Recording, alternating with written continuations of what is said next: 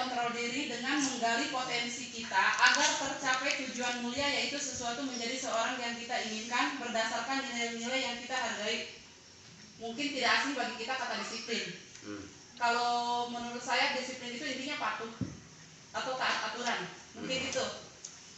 Tapi di sini makna disiplin sudah jelas di situ. Terus semua perilaku manusia itu memiliki tujuan. Ini teori motivasi. Teori motivasi ada 3: untuk menghindari hukuman, untuk mendapatkan imbalan, untuk menghargai diri sendiri. Misalnya kita di posisi yang mana?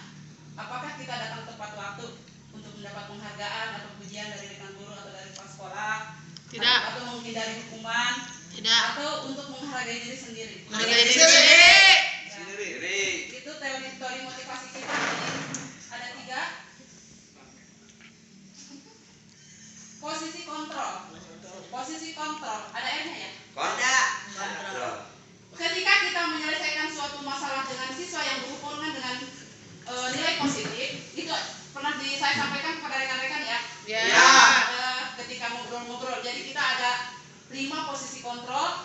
Yang pertama, penghukum. Jadi ketika anak bermasalah, mempunyai masalah, kita seolah-olah menghukum langsung saja, silakan keliling lapangan 5 kali. Itu kita langsung menghukum kepada anak.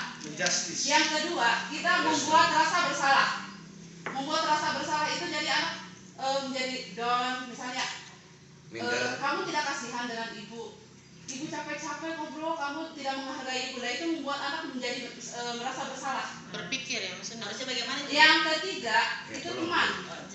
Teman itu kita menganggap bahasanya masih halus, masih dengan teman seperti teman, tapi nanti anak nilai negatifnya ya, anak nantinya lebih takut hanya dengan guru itu sendiri. Misalnya hanya takutnya kepada saya, dengan yang lain tidak, karena menganggap temannya kepada saya itu. Yang keempat itu pemantau. Pemantau itu mengontrol. Kamu tahu konsekuensinya jika tidak mengerjakan tugas, itu kontrol, hanya mengontrol berdasarkan aturan sekolah atau keyakinan kelas itu.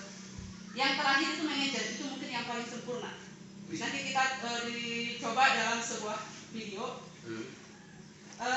Terus lagi segitiga restitusi. Untuk kalau restitusi itu mengajak perubahan, misalnya dari yang gagal menjadi ke jalan yang lebih baik lagi. Jadi kayak ada solusi pemecahan masalah itu di segitiga restitusi.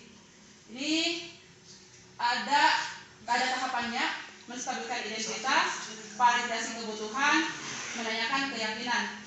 Terus anak juga melakukan kesalahan itu karena berdasarkan kebutuhan. Apa sih motivasinya, kebutuhannya itu apa? Jadi harus kita pahami ada 5 kebutuhan dasar anak atau manusia. Itu misalnya bertahan hidup.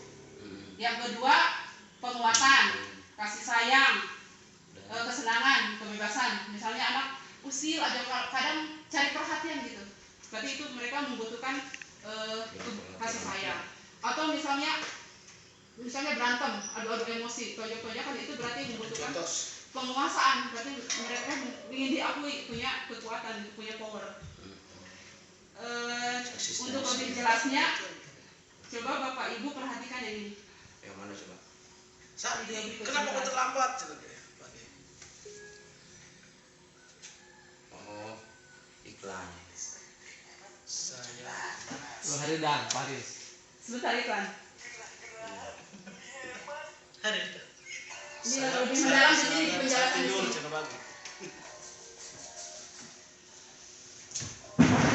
Sana tidur Iya, itu. Suaranya ya, nggak keluar. Junet.